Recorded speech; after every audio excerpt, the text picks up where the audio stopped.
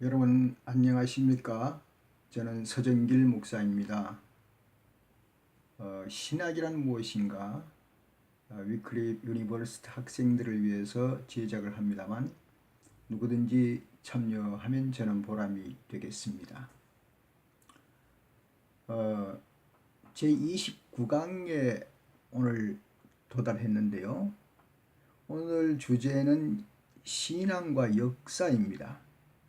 근대 그리스도론의 논의 중에서 오늘은 계몽주의와 그리스도론의 관계를 좀 살펴보고자 합니다.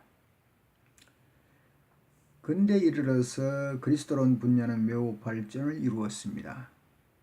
그러나 그 발전되어지는 과정에서 계몽주의 세계관이 등장함으로 말미암아 그리스도론의 신뢰성에 여러가지 도전을 받게 되었습니다. 고전 그리스도론이 무엇인가? 구약에서부터 예고되었던 메시아가 나사렛 예수를 통해서 성취되고 그 예수 그리스도는 인성과 신성을 가지시고 우리 모든 죄를 대신해서 죽으셨고 부활하셨다라고 하는 그 기본적인 복음의 틀이 이제 이 계몽주의에 의해서 도전을 받게 되는 것입니다. 계몽주의는 인간의 이성의 능력을 상당히 중시 여겼습니다. 그래서 이성의 능력으로 어떻게 이 전통적인 기독교 신학을 설명할 것인가 하는 데까지 도전을 하게 되는 것입니다. 계몽주의라는 게 뭔가? 계몽주의란 18세기 프랑스와 독일에서 일어나는 운동으로 정치, 사회, 철학, 과학, 이론 등으로 광범위하게 나타난 사회 진보적인 사상운동이라고 볼 수가 있겠습니다. 그러나 이들은 하나의 사상을 가진 것이 아니라고 합니다. 가치의 집합체라고 하면 적당하리라고 봅니다. 즉 전통적인 관습이나 의례, 도덕에 대한 비판적 사고가 계몽주의의 핵심이라고 할 수가 있겠습니다. 계몽주의에 반대하는 그런 철학자들도 있었습니다. 그러나 이 계몽주의라고 하는 그 전체 속에다가 함께 집어넣고 생각하는 것이라고 합니다. 계몽주의에서는 하나님의 본성에 대한 이해에서 이성의 능력을 강조하였습니다. 이래서 만일에 이성을 통해 하나님의 본성을 알 수 있다면 예수 그리스도의 인격안에 나타난 하나님의 계시는 과연 무엇인가? 그런 질문이 등장하게 됩니다. 과거에 계시적 임재라는 개념이 있었는데 이런 것들 역시 이성 안에서 해석하려는 시도가 시작되었습니다. 결국은 그리스도는 누구인가? 그리스도가 누구인가? 초자연적인 구속자가 아니라 인간의 도덕 교사가 아닌가? 종교적 가르침을 전파한 인물이 아닌가라는 주장을 계몽주의는 하게 됩니다.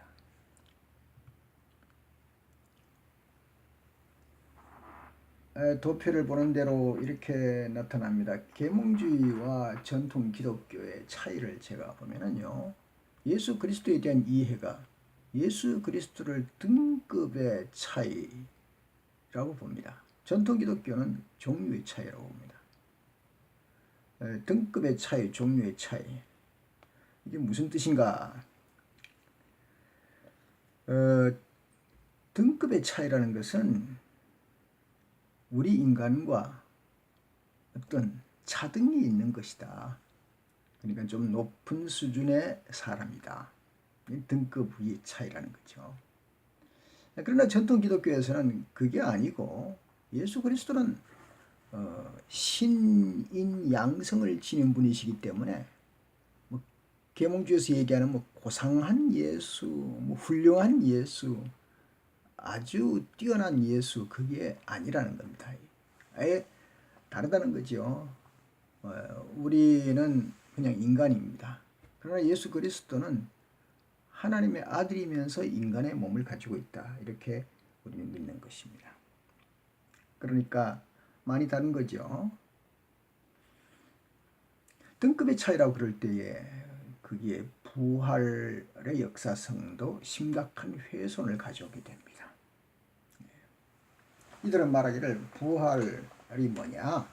부활은 당시 제자들의 영적 경험을 갖다가 순박하게 오해한 것이다. 그렇게 주장합니다.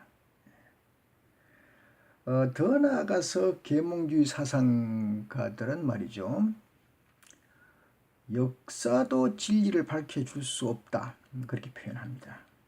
모든 것은 이성으로만 가능하다는 것이죠. 역사의 기록도 사실에 대해서 믿을 수 없다. 뭐 그렇다면은 좀 복잡해집니다. 어떤 사람, 예를 들어서 제가 서정길입니다. 서정길이라는 사람은 언제 어디에서 태어났고 또 어디에서 공부했고 또 무슨 일을 했고 이 역사적 사실을 헤아려 나갈 때에 그것이 뭐 꼭 제가 쓴 일기가 아니라도 제 가족이라든가 제 주변 사람이라든가 친구라든가 이들을 통해서 표현되어질 때에 서정길이가 누구냐 하는 것이 나타나게 되는 겁니다. 마찬가지로 예수님이라는 인물을 우리가 알 때 일단 그분이 누구냐 하는 것은 역사를 제껴놓고는 이해할 수가 없다고 볼 수 있죠. 예. 그러나 이들은 그 역사로도 알 수가 없고 이성과 합리라는 것으로만 통해서 알 수밖에 없다. 모든 것을 말이죠. 그건 뭐 예수의 정체성부터 시작해서 부활까지 다. 그러니까 결국은 어떤 이성과 합리성이라는 것이 얼마나 그 사실을 확실하게 드러내는데 근거, 자료가 될 수 있는가? 그렇게 말해봐야 되지 않겠습니까? 계몽주의가 좀 착각을 하는 것 하나 있는 것 같아요. 그게 뭔가 하면 이성이라는 것이 얼마나 한계가 있다는 걸 잘 모르는 것 같습니다. 우주의 기원과 생성이라든가 우주 속에 있는 별들의 움직임, 그 수효 그런 것들을 사실은 완벽하게 계산하기 힘든 부분입니다. 모든 생물들이 활동하는 그 원리라든가 순환 과정이라든가 그들의 의사소통 같은 것 이런 것들이 말이죠.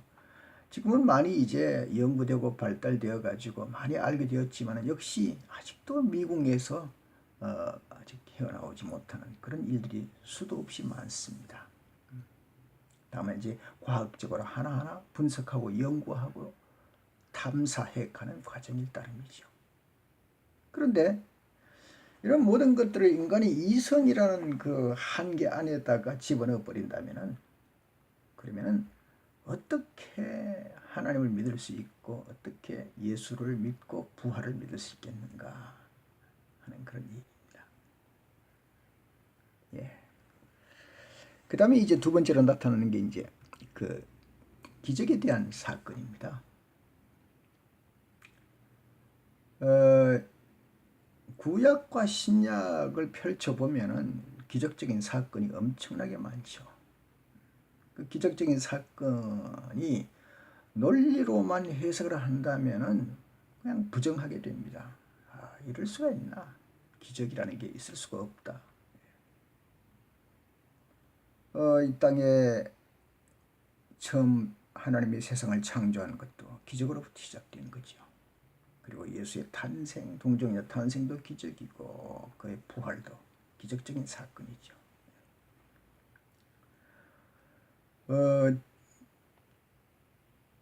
부활은 기적 중에서 가장 최고의 증거라고 할 수가 있겠습니다.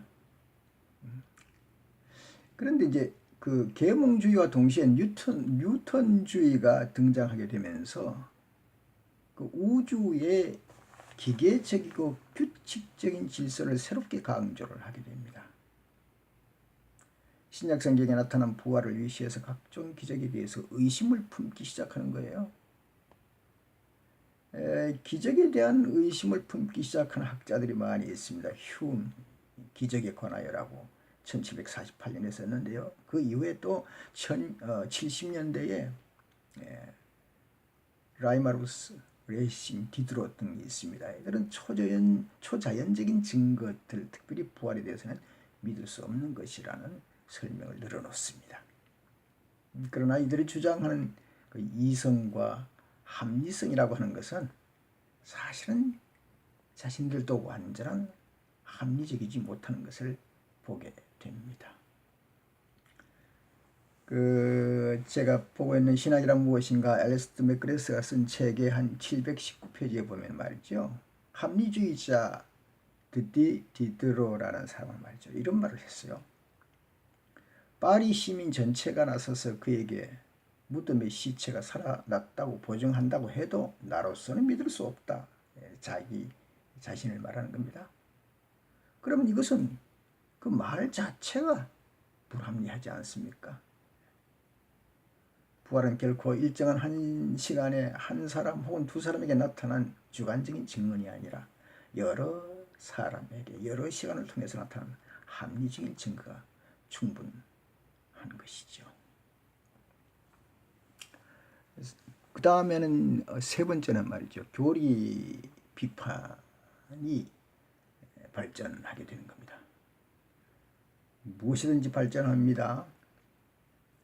좋은 것을 드러내도 발전하고 또 비판 의식을 가지고 계속 비판해도 그것도 발전하게 되는 거죠. 계몽주의 시대에 교리 비판이라는 분야가 시작되었고 여기서 기독교 교회가 물려받은 가르침을 비판하기 시작했습니다. 본격적으로는 18세기 요한 프리드리 빌헬름 예루살렘, 참 이름이 좀 깁니다. 1709년에서 1789년의 사람인데요. 이 사람은 특별히 두 가지에 대해서 이해를 하지 못하겠다고 말을 합니다. 예수 그리스도의 두 본성과 그리고 삼위일체. 두 본성과 삼위일체는 성경에 없지 않느냐 그런 표현을 했는데요. 성경에 물론 두 본성 삼위일체라는 말 자체는 없습니다. 낱말은 없지만 이 두 가지가 성경에 있는 것이지요. 두 본성은 첫 번째 그러니까 두 본성이라는 것은 이제 예수님의 신성과 인성을 말하는데요. 벌써 요한복음 8장 58절에 보면 아브라함이 나기 전부터 내가 있느니라. 이건 벌써 예수님의 신성을 표현한 것이죠. 그리고 인성은 나사렛 예수라는 것을 알고 있고요. 두 번째는 삼위일체. 이것은 성경이 없다고 하지만 사실은 성경에 삼위일체란 낱말이 없는 거지. 얼마든지 그 근거가 있죠. 예수님께서 세례 받으실 때 하나님의 성령이 비둘기같이 임했다고 하는 것은 삼위일체를 표현하는 겁니다. 마태복음 3장 16절에 있는 것이죠. 그래서 계몽주의에서 성경이 없다 하는 것은 아니다. 성경에 있다. 삼위일체로는 없다. 아니라 성경에 삼위일체로는 있다. 이렇게 우리는 주장할 수가 있는 것입니다. 신학이란 무엇인가? 제29강에는 계몽주의와 그리스도는 오늘 끝을 맺습니다. 다음에 제30강에서 여러분을 뵙겠습니다. 감사합니다.